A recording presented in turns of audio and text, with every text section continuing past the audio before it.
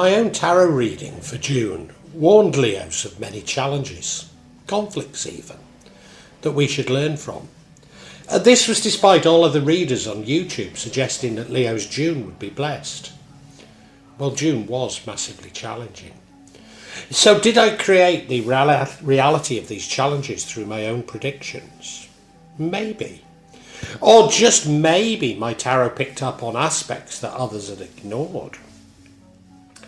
But also that these are challenges that I should learn from, and through learning will flow blessings. In February we spent the whole month in Bali at an inexpensive hotel with a charming garden, although did suffer from a heart attack on the first night. But I had a run-in with a covert narcissist, an elderly lady from the Netherlands who started gossip about me, resulting in me being banned from the hotel. The complaint was the noise I made as a result of my asthma. Yes, unbelievable in the West that a hotel manager could ban an elderly man for his asthma, but sadly it's true. It's not my intention to complain about Indonesia, where I've chosen to live but also to die. However, it will probably come as a surprise to many listeners when I say that Indonesia is very racist, and that I suffer from unbelievable racism most weeks. Perhaps the most surprised, and indeed offended by this statement, will be Indonesians themselves, who believe they are very welcoming to outsiders, which they are. But Indonesia shares this chauvinism with much of Asia, and in international studies is normally ranked about the 14th most racist country in the world.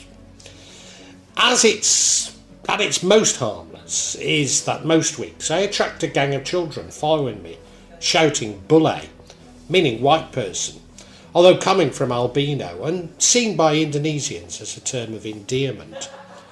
Also on a daily basis I'm overcharged for almost everything, as is my wife, who is marked as a foreigner's wife and therefore fair game.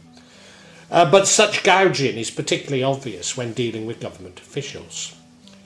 Indeed, anyone thinking of moving to Indonesia will be shocked at the racist abuse they receive at the hands of the Indonesian government. Politicians in Indonesia love to argue with foreigners and would point to minor but irrelevant facts, I have admitted. But foreigners cannot own land in Indonesia and thus cannot own property. Foreigners, even those married to Indonesian nationals like myself, are not allowed to work nor open a business. Foreigners are not allowed to take out loans and thus cannot have a credit card, which is becoming a necessity in places like Jakarta. Probably informing many of these acts of racism is the story Indonesian children are told, that a foreigner will get off a plane and make them rich. Despite being unable to work or earn money in Indonesia, foreigners are believed to be rich beyond comprehension. Indeed, few Indonesians can comprehend that foreigners are not allowed to work or earn money, and will offer advice on how we should break the law. But such illegality all too often results in deportation, which is far more terminal than is popularly believed. The myth of the foreigner being incredibly rich is, of course, perpetuated by Indonesia's elite, along with almost all crime being committed by foreigners. Thus the Dutch are blamed for Indonesia's poverty and not its unequal distribution of wealth. The Dutch are blamed for having taken Indonesia's assets and stored the money in Swiss bank accounts, when the real culprits were Indonesian heroes and the bank accounts are in Singapore. These are tensions playing out across tourist destinations the world over. And in Bali, foreigners are blamed for the audacity of visiting the island. Tensions which undoubtedly contributed to hotel manager's belief that he had a duty to ban guests. I wasn't the only one. Tensions which have caused a reaction to Russian investment, despite it having been encouraged during COVID, as maybe a precursor to Indonesia's membership of the BRICS. But these are issues all foreigners living in Indonesia must come to terms with. In Bali, at least, there are enough foreigners to live in a white man's ghetto, where one can spend one's time complaining about Indonesia and Indonesians. There are even white man's ghettos in Bali where one doesn't complain about Indonesia, but devotes oneself to mystical practices which have only a spurious connection to Indonesia. But I live in Java and a kampong in Jakarta and have to accept these issues or be miserable for the rest of my life.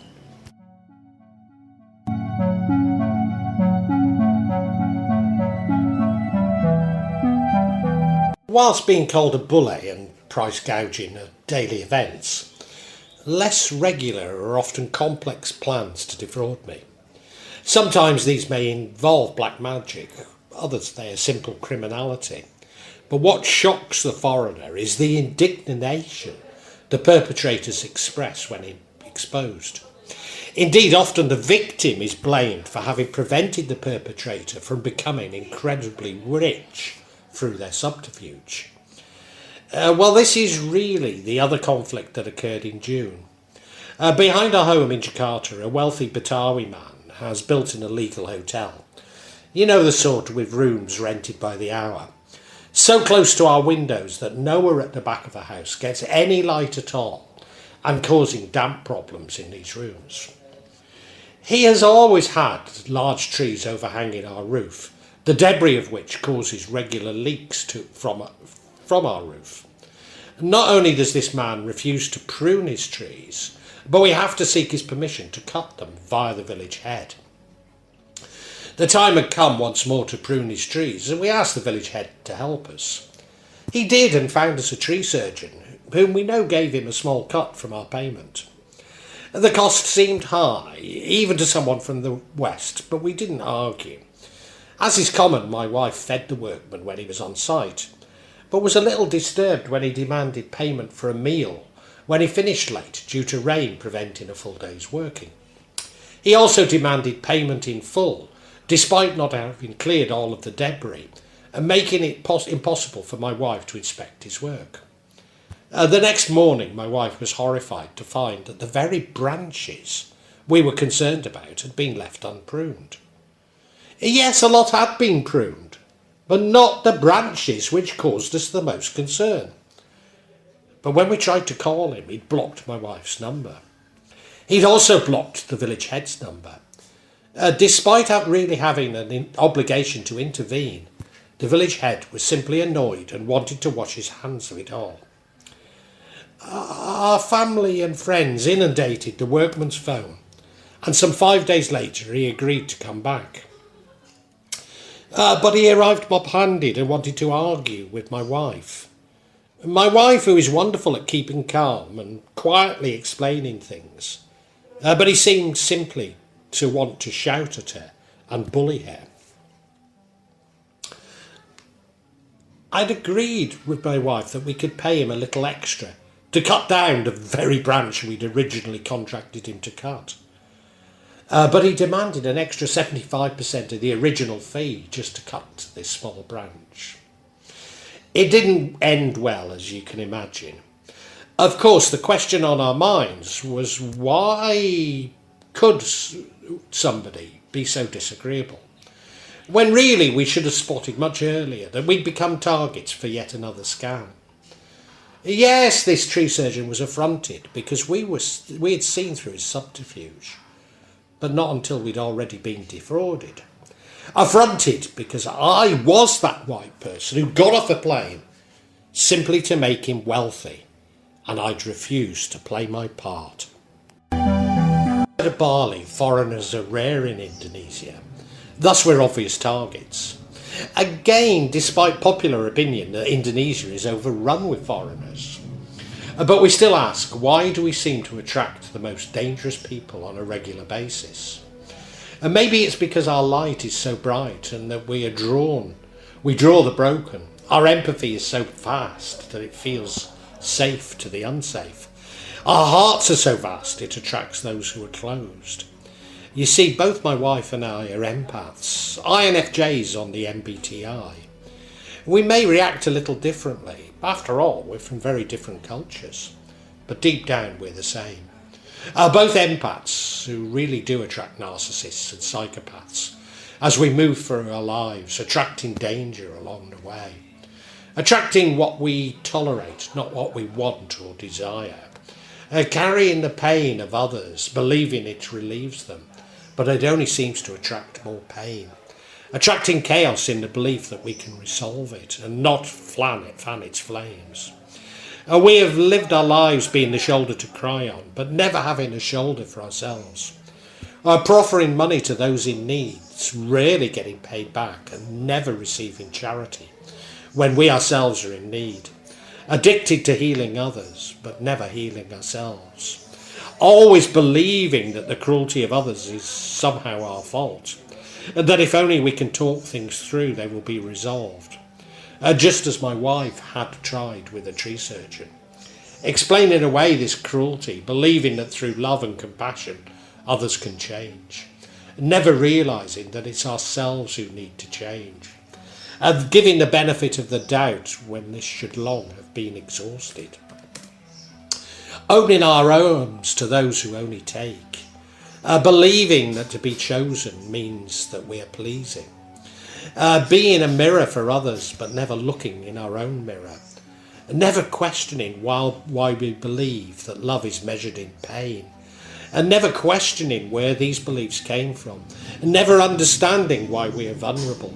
And never knowing where our boundaries are. Allowing others to define them. Not believing our anger is valid. Allowing others to feed on our silence. Seeing ourselves as healers and ignoring our own wounds. Seeing the good in others, which really means we can see the parts in them which reflects our unhealed hope. But we're not responsible for who someone is and what we believe they might be. Believing we can rescue others from themselves, proving that we are worthy of the love we were once denied. And yes, empathy comes from that same childhood denial which creates narcissists.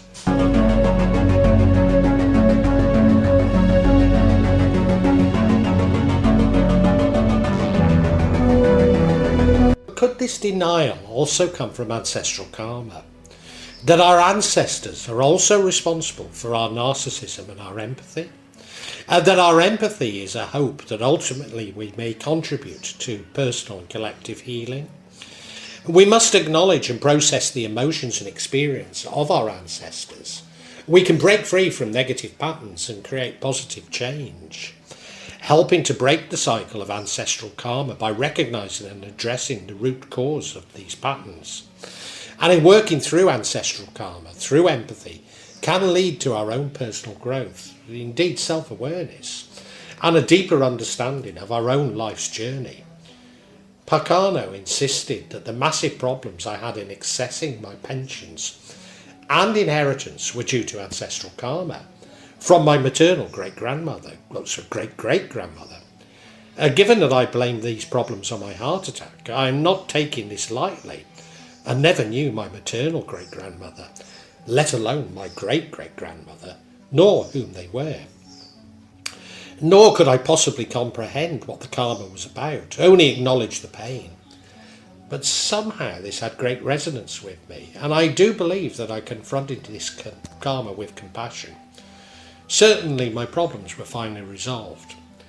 But maybe, because I have no idea who my maternal great-great-grandmother was, I did not feel the attachment that I do with people in our dimension. And nevertheless, as an empath, I could be compassionate and release the pain, including my own, not repeating the mistakes of my ancestors, including my mum, a covert narcissist, and my dad, a codependent empath. Just maybe this was also to help me to be compassionate towards my own mother, who, as I say, was a covert narcissist. Like all who have been hurt and manipulated by a narcissist, my feelings towards my mother were a strange combination of love and loathing. But now she's gone, I need to detach myself from such feelings, remaining compassionate, but no longer reacting as she'd encouraged me to. I'm certain that this was an important lesson for me, just as these conflicts in June were very important lessons.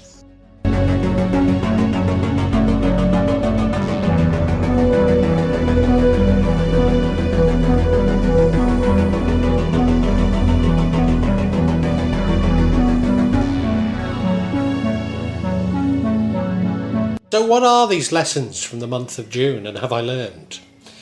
Well, I certainly hope so.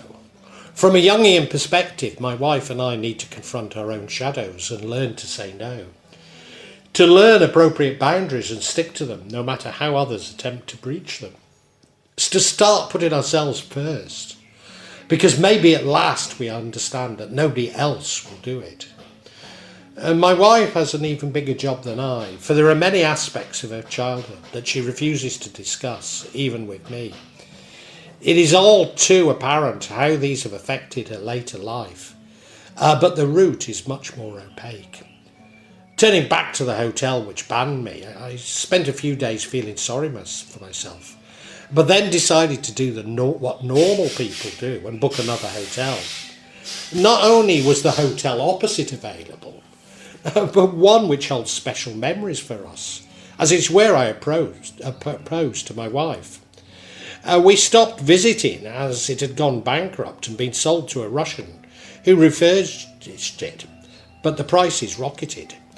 And now the prices, whilst 250% of what we paid pre-COVID and 200% of the hotel I'm now banned for, are affordable, at least for a few weeks.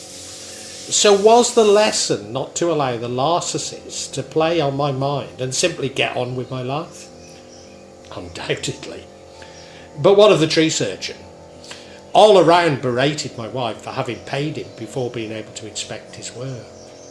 A natural retort, but not one that helps anyone. I explained to my wife that really others were in effect blaming her and not the criminal, and that this was wrong. Just as everyone I meet criticises me for refusing medical help after my heart attack. My reasons are deep, irrelevant to the fact that I had a heart attack and what its cause is. There was nothing we could have done when this man was determined to defraud us in some way. And in our part, it is a part of our healing that we need to accept that we cannot change others, only ourselves. Thus the lesson was that my wife and I need to stick together in the face of adversity. Being from different cultures, we both attempted to handle the situation very differently. But what we needed to understand was that neither of us had the solution, and to simply be accepting of each other. And here is the wider lesson. Since first meeting the Duke and brother-in-law, he's been using black magic to kill me, along with all of the family. Indeed, my youngest brother-in-law is back in hospital with asthma, something I've suffered for most of my life, but this year became unmanageable at times, causing me to be bedridden for 2 months. And we need to stop denying what we all know and unite in support of each other, not in retribution, but mutual support. To unite in our compassion for each other, recognising that it's the best barrier to the Duken's mischief. For the Duken is not the real threat, but the reaction it activates within us. A reaction that is part of the shadow we must resolve. Now recognising that I am not after all a healer or a light worker, despite defining myself exactly this, on this very channel. But above all, I need to heal myself and to be the strong husband my wife wants. No longer needing to be needed, but loving myself, choosing where I place my energy, but giving it wisely.